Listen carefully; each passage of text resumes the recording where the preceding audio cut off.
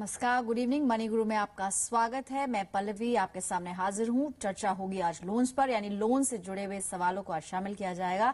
इस खास चर्चा में हमारे साथ बलवंत जैन जुड़ेंगे, अपना पैसा.com के CFO। बलवंत साहब, बहुत बहुत शुक्रिया है आपका। चलिए एक नजर डालते हैं शो में क्या खास रहेगा, यानी लोन्स के कौन से पहलू को हम आज खास बारीकी से समझेंगे हमारे आज के एक्सपर्ट से।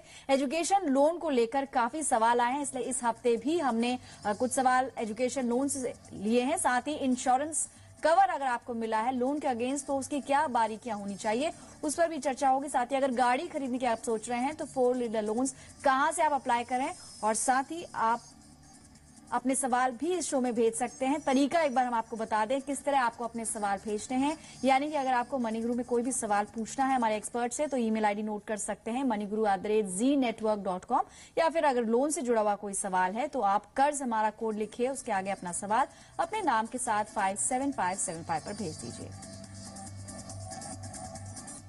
शुरुआत करेंगे पहले दर्शक से। हमारे साथ फोन लाइन पर प्रदीप कुमार करनाल हरियाणा से मौजूद है। नमस्कार प्रदीप, बताइए क्या सवाल है आपका।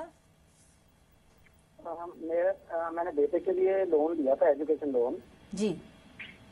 2009 से पहले, नवंबर 2008 में। ठीक है। वो अब्रॉड में स्टडी करने के लिए। ओके। उसके लिए मैंने कंफर्म करना था कि उसके लोन पे जो इंटरेस्ट फ्री होगा या नहीं होगा, वो ठीक है, एलिजिबल है या नहीं बताया गया बजट में। जी। अब फिलहाल पढ़ाई उनकी चल रही है या कंप्लीट हो गई है? हाँ, अभी चल रही है, लास्ट। ठीक है प्रदीप। हमारे साथ आज के एक्सपर्ट है बलवंत जैन, वो बताएंगे। बलवंत साहब, खास करके इनका कंसर्न ये है कि जो अब्रॉड पढ़ रहे हैं बच्चे, यानी ओवरसीज पढ़ाई के लिए जो लोन मिलता है, कुछ बैंक्स में 20 लाख तक का भी लोन मिल रहा है, क्या वो भी इस छूट का फायदा उठा सकते हैं या नहीं? देखिए पल्लवी, ऐसा है, जो प्रदीप जी का क्वेरी है कि वो एजुकेशन, फॉरेन में एजुकेशन के लिए कुछ लोन लिया था, तो जो इंटरेस्ट सब्सिडी की जो स्कीम है वो सिर्फ जो आप इंडिया में जो अप्रूव्ड लोन अपना कोर्स वगैरह, एजुकेशन कोर्स वगैरह करते हैं उस पर ही अवेलेबल है। तो चूंकि उनका जो कोर्स है वो फॉरेन का है, इसके लिए मेरे हिसाब से उनको जो इंटरेस्ट सब्सिडी है एजुकेशन लोन पे वो नहीं मिल पाएगी। चलिए अब अगली दर्शक है नीता हमारे साथ। नीता गायकवाड़ नागपुर से हैं। नमस्कार नीता, बहुत बहुत स्वागत है कार्यक्रम में। बताइए क्या सवाल है एक्सपर्ट से। नीता जी, आपको हमारी आवाज मिल पा रही है?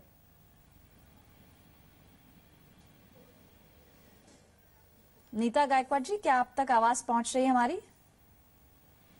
चलिए, उनका सवाल ईमेल के जरिए ले रहे हैं। ये कुछ इन्होंने मेंशन किया है, अपने हस्बैंड के साथ कुछ लोन लेना चाह रही हैं जॉइंटली, लेकिन खास बात यह है कि प्लॉट लेंगे, उसके ऊपर कंस्ट्रक्शन करना चाह रहे हैं। जो बजट है करीब 20 से 25 लाख का होगा, यानी कि जो 20 लाख की एक लिमिट रहती है, उससे 20 लाख से कम के जो लोन्स होते हैं, खास करके होम लोन्स की अगर हम बात करें तो बलवंत साहब उसमें करीब 90% तक लोन मिल जाता है। लेकिन यहाँ पर ज्वाइंटली ये लेना चाह रहे हैं। हस्बैंड वाइफ की जो टोटल सैलरी है दैट इज अराउंड 9 लाख। तो ऐसे में कितने लोन के लिए एप्लीकेबल होंगे, कितने लोन के लिए अप्लाई कर सकते हैं? मोर इम्पोर्टेंटली, क्योंकि ये प्लॉट के लिए लोन की बात कर रही हैं, क्या सभी बैंक्स से आसानी से मिल पाएगा या कुछ लिमिटेड चॉइस इनके सामने है? देखिए पल्लवी, आपके प्रश्न के दो भाग है। पहला भाग तो है कि उनको कितनी लोन मिल जाएगी। तो जैसे 9 लाख की इनकम है तो बैंक्स नॉर्मली है वो जो आपकी जो सालाना इनकम है उसका 4 साढ़े 4 गुना तक का लोन देते हैं। तो आपको 36 से 40 लाख के बीच में 9 लाख के बेसिस पे मिल सकता है। बैंक ये जो फिगर अराइव करने के पहले ये प्रिज्यूम करते हैं कि आपकी जो मंथली इनकम है उसका 40 से 45% आप ईएमआई को सर्व करने में यूज कर सकते हैं। परंतु ये तो हो गया आपका प्योर मॉनेटरी वैल्यू आपकी लोन का, आपकी इनकम के हिसाब से। इसके अलावा जो प्रॉपर्टी की वैल्यू है, प्रॉपर्टी की वैल्यू भी मैक्सिमम 80% तक लोन मिलता है। और अगर आपका लोन का अमाउंट 20 लाख या 20 लाख से कम है तो 90% तक मिलेगा। इसके अलावा जब होम लोन में जो स्टैम्प ड्यूटी और रजिस्ट्रेशन का जो आप पेमेंट करते हैं उस पर आरबीआई के इंस्ट्रक्शन के हिसाब से कुछ भी फंडिंग नहीं हो पाएगा। जो दूसरा प्रश्न है कि इनको जो प्लॉट पे जो कंस्ट्रक्शन का लोन लेना है, तो मेरा सुझाव रहेगा कि वो बैंक को अप्रोच करे और कंपोजिट लोन के लिए एप्लीकेशन करे। उसके लिए आपको आपके खुद के केवाईसी के डॉक्यूमेंट, इनकम डॉक्यूमेंट वगैरह देने पड़ेंगे। इसके अलावा जो आपका प्लॉट है, प्लॉट की भी ओनरशिप के पेपर वगैरह देने पड़ेंगे। तो आपको जो दोनों उसमें जो कंपोजिट लोन मिलता है उसमें आपका जो प्लॉट की कॉस्ट है और आपकी कंस्ट्रक्शन कॉस्ट है वो दोनों कंसीडर की जाती है। चलिए, और इसमें जो आपको जब बैंक कुछ भी पैसा डिसबर्स करेगी उसके पहले आपको अपना जो पूरा शेयर है वो पूरा डाल देना पड़ेगा। और जब आपको लोन अवेल करना है तो आपका जो कंस्ट्रक्शन की क्या कॉस्ट होगी उसका एस्टिमेट वगैरह सबमिट करना पड़ेगा। और जैसे जैसे आपका कंस्ट्रक्शन की स्टेज पूरी होती जाएगी आपको बैंक को प्रूफ वगैरह सबमिट करना पड़ेगा इंजीनियर वगैरह से, या बैंक अपना रिप्रेजेंटेटिव डेप्यूट कर सकती है। और जैसे जैसे स्टेज पे आपका कंस्ट्रक्शन कंप्लीट होगा वैसे वैसे बैंक आपको पैसा डिसबर्स करती जाएगी। जैसे पल्लवी आपने पूछा कि सब बैंक देती है क्या, तो मेरे हिसाब से सब बैंक अपना ये कंस्ट्रक्शन लोन देने में इतनी कंफर्टेबल नहीं है, पर मेरे हिसाब से जो लीडिंग लेंडर्स है आईसीआईसीआई बैंक और एचडीएफसी लिमिटेड है वहां पे अप्रोच करें तो आपको ये कंपोजिट लोन मिल जाएगा। चलिए, तो नीता आईसीआईसीआई बैंक और एचडीएफसी में एक बार आप बात करके देखें, और साथ ही जहां पर आपका सेविंग्स अकाउंट है यानी जहां पर ऑलरेडी बैंक से आपका रिलेशनशिप है वहां पर अप्लाई करना ज्यादा फायदेमंद रहेगा, ज्यादा आसानी होगी। और एक बात और जो खास आपको ध्यान में रखनी होगी, क्योंकि कंस्ट्रक्शन लिंक्ड लोन होगा इसलिए आपको एक एस्टिमेशन पहले ही बैंक को देना होगा कि आप कितने समय में इस कंस्ट्रक्शन को पूरा करेंगे, और जैसे जैसे आपका कंस्ट्रक्शन पूरा होगा, जैसे हमारे एक्सपर्ट ने बताया, आपको लोन की रकम डिस्पर्स होती जाएगी। एक और सवाल ले रहे हैं यहाँ पर विपिन कुमार है, ये भी एजुकेशन लोन को लेकर थोड़ा सा कंफ्यूज्ड है, इनसे पूछते हैं। नमस्कार विपिन, बताइए कहाँ से आप बातचीत कर रहे हैं और एग्जैक्टली क्या सवाल पूछना चाह रहे हैं? मैं विपिन गाजियाबाद से बात कर रहा हूँ जी। और बेसिकली मैंने जून 2009 में एजुकेशन लोन डिस्बर्स कराया था जी। तो उस टाइम पे मेरे को 2-3 बार जैसे सेंट्रल गवर्नमेंट ने किया है कि माफ कर दिए गए हैं। कुछ पार्ट तो मैं रिपेयर कर चुका था। आई थिंक 6 मंथ पहले मेरे पता किया था 5-20 के लमसम मेरा आउटस्टैंडिंग आ रहा था। ठीक है, आपका टोटल अमाउंट कितना था लोन का? मेरा 4 लाख का लोन था। 2 लाख का 2009 में था और 2 लाख का 2010 में था। ठीक है, और आपने बताया कि जो टोटल पेंडिंग बकाया जो ब्याज का है और साथ ही प्रिंसिपल को मिला के 5 लाख से ऊपर की रकम है। फिलहाल ये सब्सिडी को लेकर जानना चाह रहे हैं। बलवंत साहब, हमने एक चीज ऑब्जर्व करी है, पिछले 2-3 हफ्तों में बहुत सारे सवाल एजुकेशन लोन को लेकर आए हैं और खासकर की मॉरेटोरियम को लेकर काफी कंफ्यूजन है दर्शकों के मन में और जो लोन जिन्होंने लिया हुआ है उनके मन में कि क्या ये 2009 से पहले के लोन्स के लिए सब्सिडी है या फिर 2009 से बाद के लिए ये सब्सिडी है। और खास विपिन भी यही पूछना चाह रहे हैं कि इन्होंने 2009 में तो लिया था लेकिन जून में यानी अप्रैल के बाद नए फाइनेंशियल ईयर में लिया था, तो ये कैसे इस सब्सिडी को अवेल कर सकते हैं और इसकी बारीकियों को आप थोड़ा सा समझाइए। देखिए पल्लवी, ऐसा है कि ये जो बजट आया था अंतरिम बजट, उसमें फाइनेंस मिनिस्टर ने एक स्कीम अनाउंस करी थी कि जिन लोगों का एजुकेशन लोन 1 अप्रैल 2009 के पहले लिया हुआ है और अगर उसका आउटस्टैंडिंग है 31 दिसंबर 2013 को, तो उनको इंटरेस्ट की सब्सिडी मिलेगी। इसके अलावा जिन लोगों ने लोन जो 1 अप्रैल 2009 के बाद में लिया है उनके लिए तो पहले से ही स्कीम प्रचलन में थी। तो जैसे इन्होंने, विपिन जी ने 2009 जून में लोन लिया है तो उनको तो जो एग्जिस्टिंग स्कीम है उसके तहत ही एप्लीकेशन कर सकते थे। और ये एप्लीकेशन करने के लिए डेडलाइन होती है, तो आपको उस डेडलाइन के पहले अपनी जो ब्रांच जहां से लोन लिया डॉक्यूमेंट सबमिट करने पड़ते हैं और वो इन टर्न वो जो पेपर है वो कैनरा बैंक को भेजते हैं जो मॉनिटरिंग बैंक है।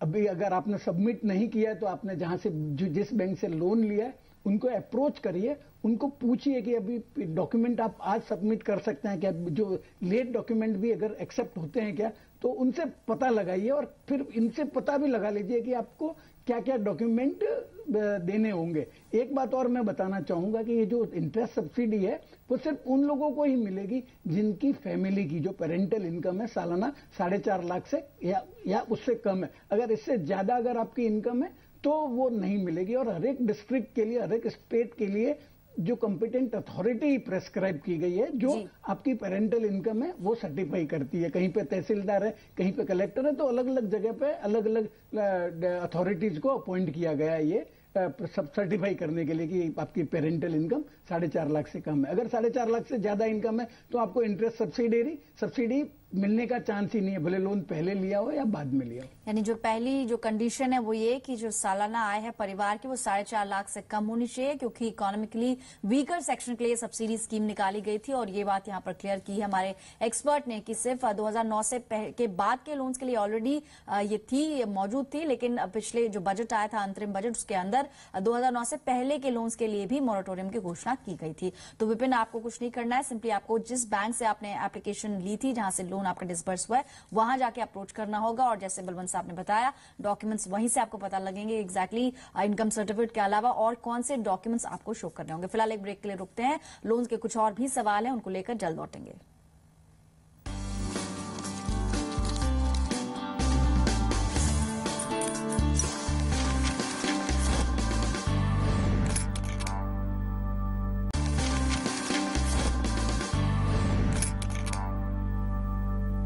Welcome back. आप देख रहे हैं फाइनेंशियल प्लानिंग पर हमारी खास पेशकश मनी गुरु। अगले दर्शक मोहन चौधरी नवी मुंबई से हमारे साथ मौजूद है।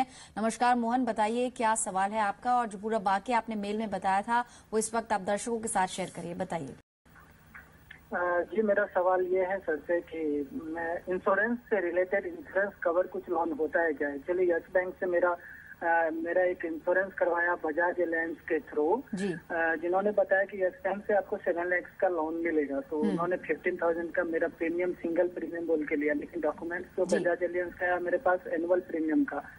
तो ऐसा कुछ होता है क्या?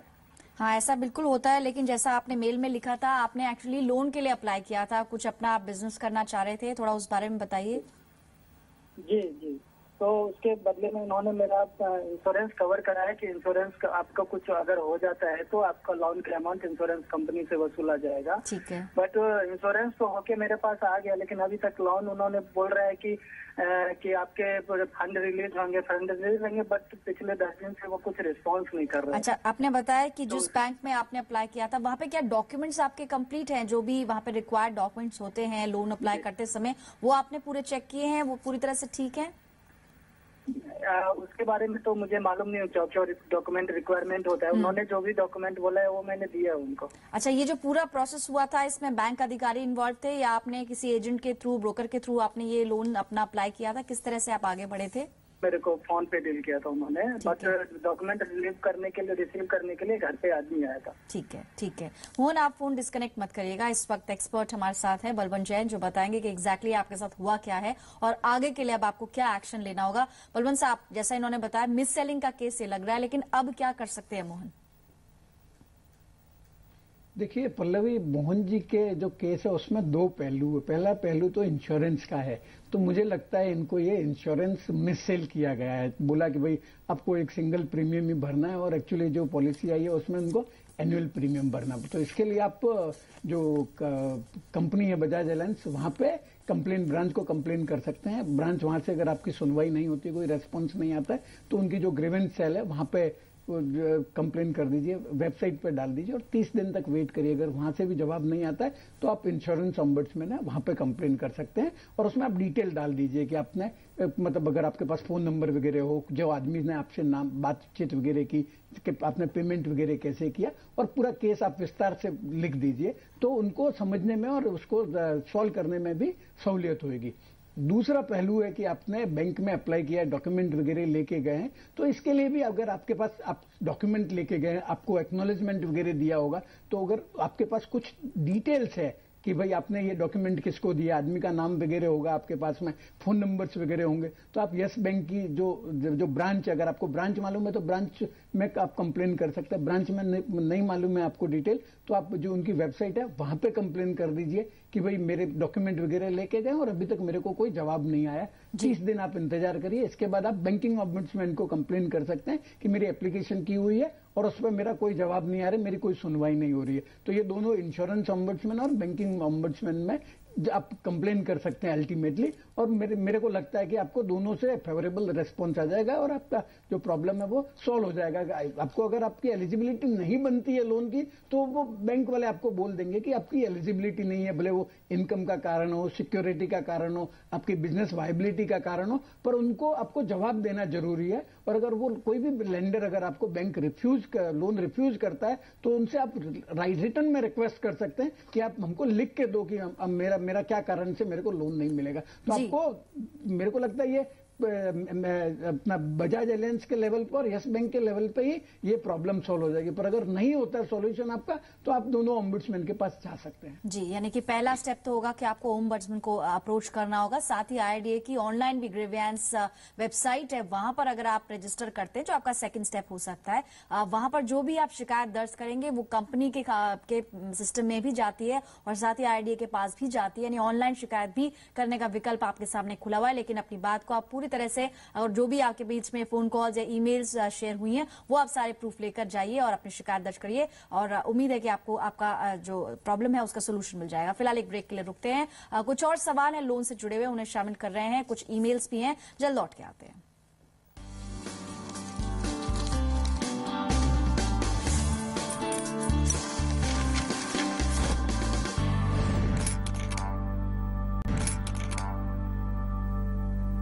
Welcome back. आप देख रहे हैं मनी गुरु लोन्स और अब हमारे साथ अगले दर्शक सुखना वेस्ट बंगाल से जुड़े हैं, हरिराम यादव। नमस्कार सर, गुड इवनिंग। बताइए क्या सवाल है आपका?